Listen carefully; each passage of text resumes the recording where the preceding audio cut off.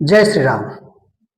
भक्तजनों, हम राम कथा का एक और अंक लेकर प्रस्तुत हैं। आप लोग प्रेम सागर में गोते लगाने के लिए तैयार हो जाइए।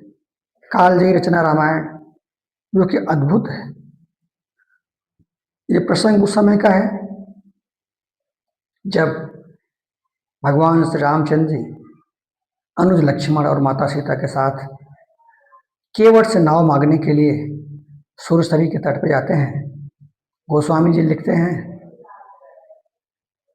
कि मांगे नाव न केवट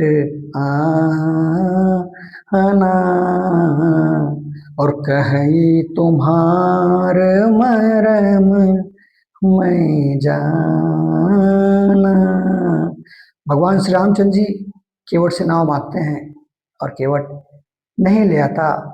भगवान श्री रामचंद्र जी कहते हैं, पार कर दो नाव केवट बन को अब जाते हैं हम,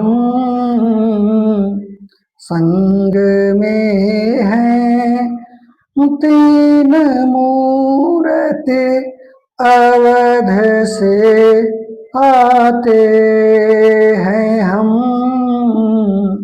संग नारी सुकुमारी प्राण प्यारी है खड़ी, बंधु मेरा वयस थोड़ा जिससे घबराते हैं हम, पार कर दो नाव केवट बन को अब जाते हैं हम। केवट कहता है, प्रभु आपकी बातें तो सत्य हैं, लेकिन हमने आपके बारे में बहुत कुछ सुना है कि आपके चरणों से पत्थर नारी हो गई थी। अगर आप हमारे नाव में प्रवेश करेंगे तो हमारा क्या होगा प्रभु? केवट कहता है कि मोरी काठे की नाव जादूगर तोहर पाँव डर लागे मोहेरा, कैसे बिठाऊं तुझे नाव में, मोरी काठे कि नाव जादूगर तोहर पाँव डर लागे मोहेरा, कैसे बिठाऊं तुझे नाव में,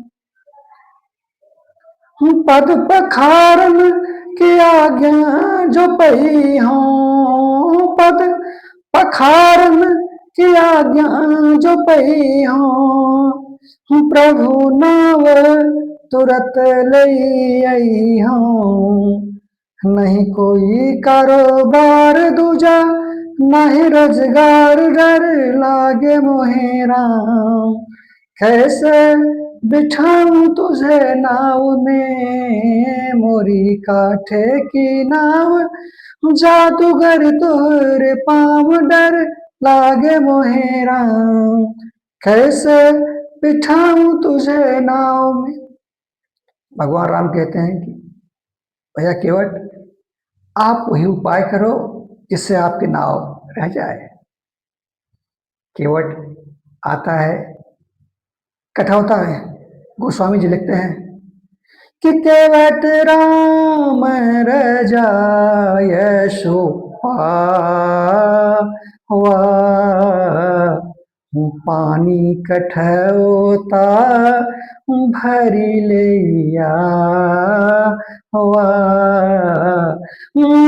आनंद उमंग अनुरागा, चरण सरोज पखारन लागा।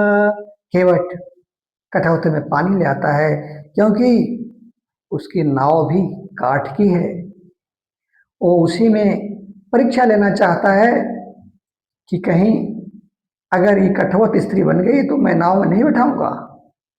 और उसने जो है भगवान के चरण धोता है और चरण धो करके उसका जलपान करता है और जलपान करने के बाद नाव में बैठाता है और उस पार ले जाता है।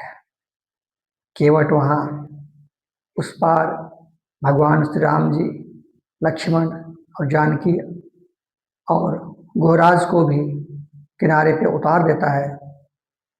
गोस्वामी जी लिखते हैं कि उतरी ठाढ़ भयो सुर सरी रेता, राम लखन गोह सहित समेता,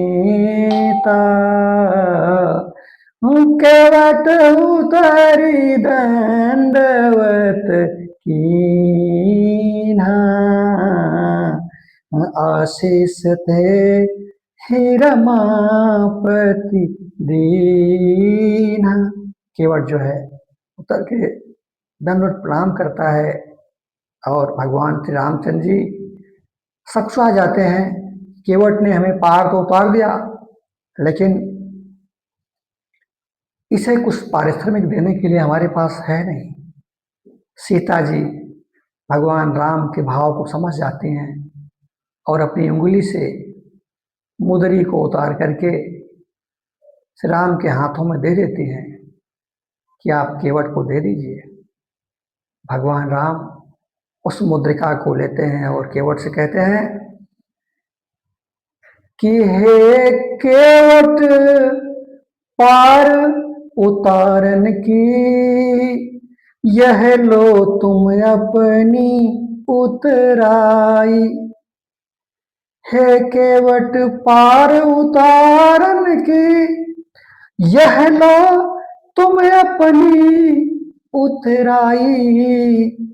इस समय यहाँ इस जंगल में कुछ और नहीं है धन भाई।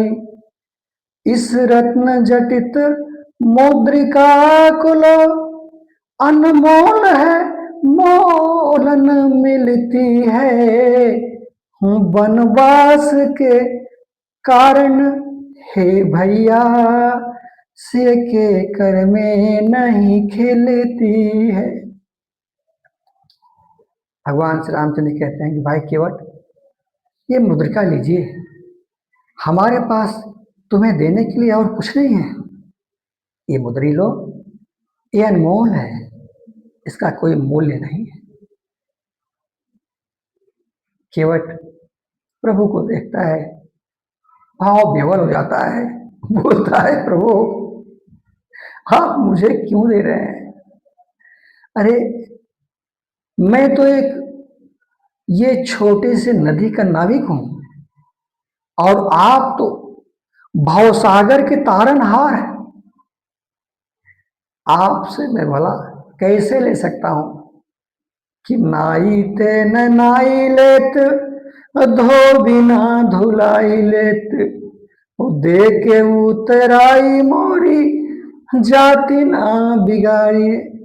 कहता है प्रभु आप मेरे घाट आयो प्रभु, तोहू को उतार दीना, और तेरे घाट आऊं जब मोह को उतारिए।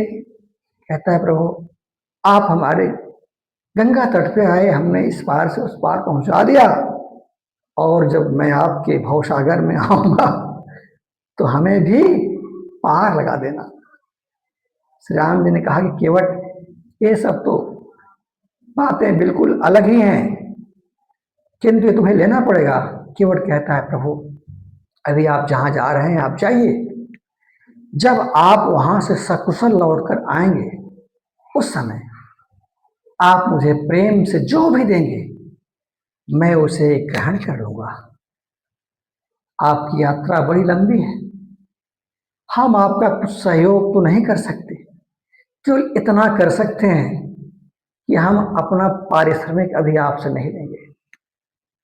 इस प्रकार से केवट से विदा होकर श्री रामचंद्र लक्ष्मण और माता जानकी गुह के साथ आगे की तरफ प्रस्थान कर जाते हैं। शेष कथा अगले भाग में। तब तक के लिए जय श्री राम।